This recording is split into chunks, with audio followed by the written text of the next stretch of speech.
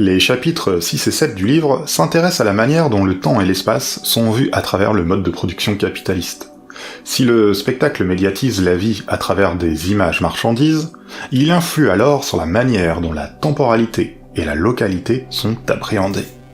Cela touche notamment la conception du temps historique. Dans une perspective marxienne, Debord soutient l'influence des conditions matérielles d'existence sur la manière de concevoir le monde.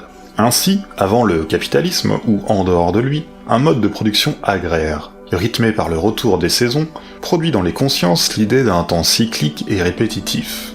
À l'inverse, par contre, pour ceux qui sont au pouvoir, le temps peut se faire plus linéaire, irréversible, non répétitif. Debord parle ainsi de plus-value temporelle, car le pouvoir s'arroge le temps historique. Il détient en quelque sorte la propriété privée de l'histoire. C'est le temps écrit Debord de l'aventure et de la guerre, où les maîtres de la société cyclique parcourent leur histoire personnelle.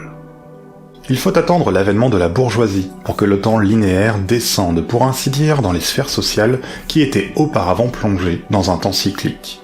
Le temps du capital étant un temps qui accumule, il est un temps linéaire qui s'instaure dans toute la société par le biais du travail. Debord écrit à cet égard: le travail est devenu, avec la bourgeoisie, travail qui transforme les conditions historiques. La bourgeoisie est la première classe dominante pour qui le travail est une valeur. La bourgeoisie, en devenant classe dominante, achève d'imposer à tous le temps linéaire du capital.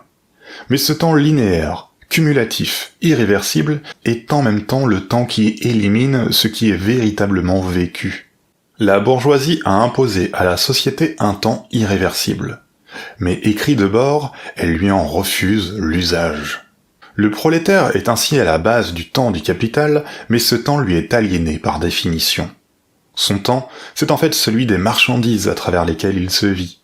Ce temps est alors un temps consommable qui devient temps pseudo-cyclique à travers le cycle travail-repos, travail-vacances, travail-consommation, travail et produit du travail en résumé. Le temps hors du travail est en fait un autre temps de la marchandise.